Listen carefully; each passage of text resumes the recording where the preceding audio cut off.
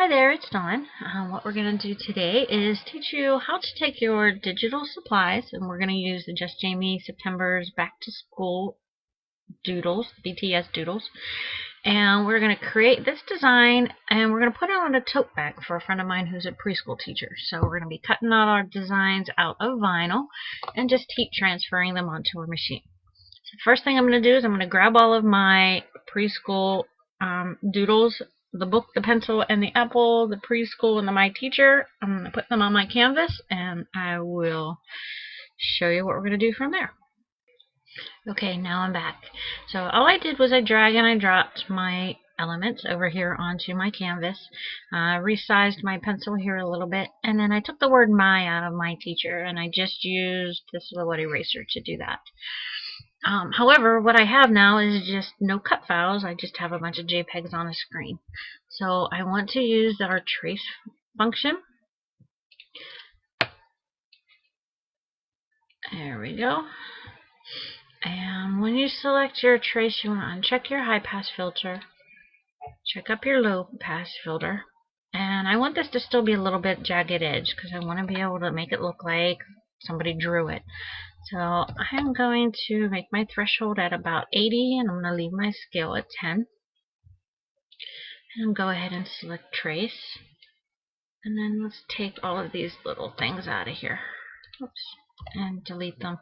A lot of JPEGs on the file does have the tendency to slow down. You can do that too. There we go, and there we go. So here is my cut file. Now, we could do a couple different things. I could make all of these items different colors and have a green outlined book and a yellow pencil and a red apple, which is actually a very cute design in itself. But I want to show you a few more things with silhouette, so we're going to move this a little bit further, and I want to kind of give you that kid drawn effect. So I went in and I just filled everything black because that's the color vinyl I want to use for these particular items. And then I am going to release the compound path here. And let's duplicate this apple. I'm trying to pull out the center of the apple. Okay, so I got my release compound path to work, and you can tell the whole thing now is black, so that's how I know that it's working. And I just want to take out, if you can see, this inner section. Come on. There we go. And then I can delete all of this.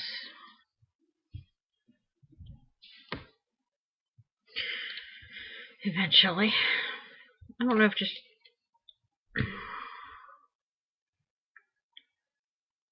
if recording makes it this much slower, I'm not sure. Okay, so I have this piece here, and I want to color it red. What we're going to do is go into your sketch window. Now, if you've never been into the sketch window before, it does some pretty cool things. It's going to take your cut file, and it's actually going to, you can make it look like a pencil or a bunch of scribbles. These are the basic options, so that's all the options for the edge. And these here are all of your options for the fill. Let's go back on my edge and make it none. Come down to my fill. You can cross hatch, diamond, scribble, pencil, charcoal. We're going to stick with the charcoal and move into the advanced options. In the advanced options, you can kind of change your spacing, your angles, your stroke length. We're going to kind of work with the second half of the screen. So we're going to take our strokes, and instead of being short little lines, I'm going to make them one big long line. I'm going to take my width and make them a little bit fatter. You can kind of see how this is all working here. And my density. Now, when you're cutting things out of vinyl, you don't want to have a bunch of little lines because it won't cut right. You want to get a bunch of strips. So try to get it as dense as you can for the filling.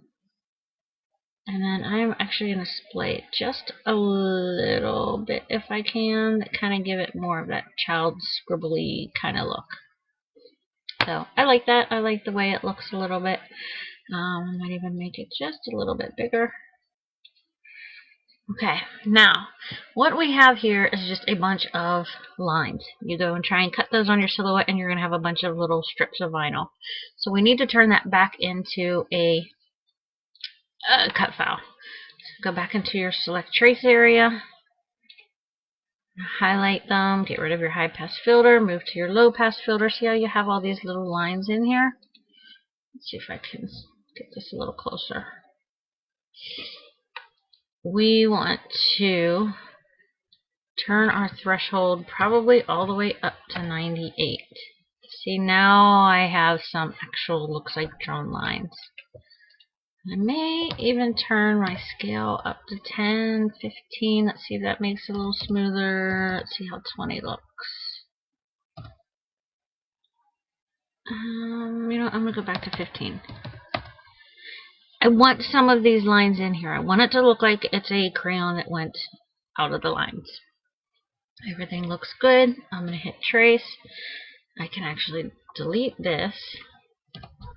And I'm going to take my new file and I am going to fill it with some red. That looks awesome. I'm going to just kind of show you how this is going to look under the apple, and I can also get my sizing done. So I've opened up my layers window. I have it highlighted. I'm going to rename this red. And click on my apple so I can see where that's at, because I'm just calling it polygon does not help me any. So let's rename that to the apple. Enter. And I gotta move my red underneath my apple. So in silhouette it has to be above it. That looks awesome. Okay. So to do the pencil. The pencil is a little bit harder because I don't have any solid lines to work with, so I'm grabbing my shape and I'm going to make a rectangle. I'm going to make a rectangle. There we go. And let's see if I can get this rectangle to kind of get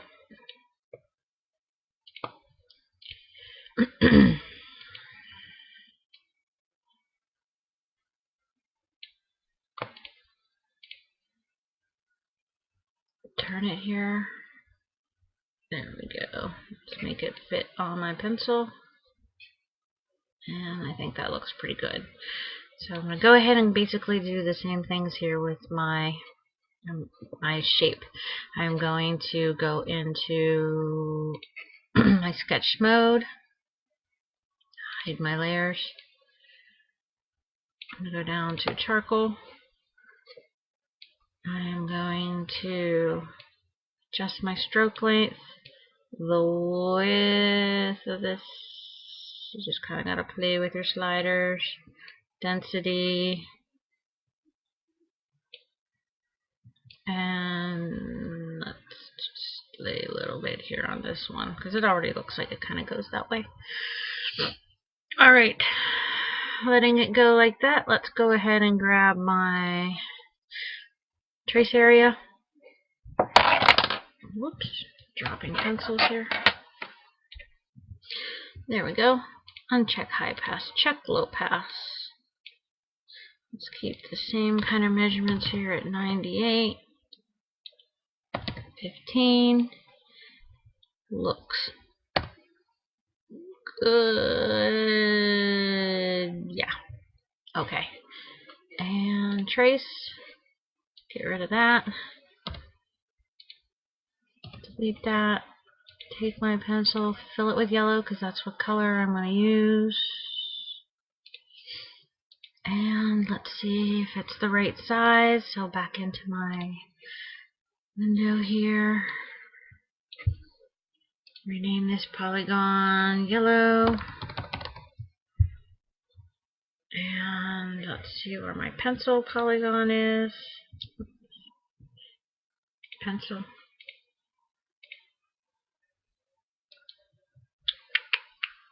Oh, you know what? I bet you if we just move these all up here together, because that's all one shape, Yep, perfect. Oh, good. So I have it all grouped together. Alright, there's my yellow for my pencil. Now we're going to do green. Green's going to be a little bit different. When I'm dealing with the green, I got to use my draw. And the reason why I'm using that is because I am not going to be able to get this perfect kind of book shape here. So I'm just drawing as close as I can. Don't forget, this looks like a preschooler did it. I'm not that upset about it. There we go. There's my shape. Move my cursor back here though. Perfect. And I am going to go ahead and I'm going to make the same thing I did with my other ones, going into my sketch tool, and I'm going to refill it, do the display and everything else, and I will come back and show you what it looks like when I'm done. Okay, so we're back. So just to let you know, I went in, I did my shape, I went in, I did my charcoal, and I went and changed all my widths and my lengths, got it to a design that I wanted, went back in, did my trace. After my trace, I filled it with green. And the reason why I like to put the colors on there is so I know exactly what color vinyl I'm cutting this off. I've done this enough times to know that I tend to not think about what colors I'm using, and this kind of helps me. I don't make any mistakes. So I'm pulling the color out of here so that I have it separated. I'm going to cut, obviously patches of those three colors, and I will cut all this in black. But before I'm done, and probably most importantly, whenever you're dealing with something that you're going to put onto a t-shirt or a tote bag or anything like that, when you're cutting in heat transfer vinyls, you want to do it on the opposite side. So when your vinyl actually comes in, it has like a real shiny side, and it has like a dull side. That dull side of the vinyl is what actually gets heat transferred onto your material, and the shiny side acts as the transfer tape. So we need to reverse our design. It's very simple to do. We're just going to go into where's our replicate window here? Not a line. Here we go, replicate. I've highlighted my whole design, and I'm just going to mirror everything off here to the left. And then I am going to come back here and delete all of these. And then I'm going to highlight everything again. And I'm going to move it onto my cutting canvas. And that's it. That's pretty much all she wrote about using heat transfer vinyl. I go ahead and use my iron. I've never had any problems with anything sticking. I do try to take care of it in the wash to make sure that it doesn't, it more peels off, I think, faster than it would just kind of heat or anything like that and go away. So that's it. If you have any questions, please feel free to leave a comment. And yeah, thanks for watching the video.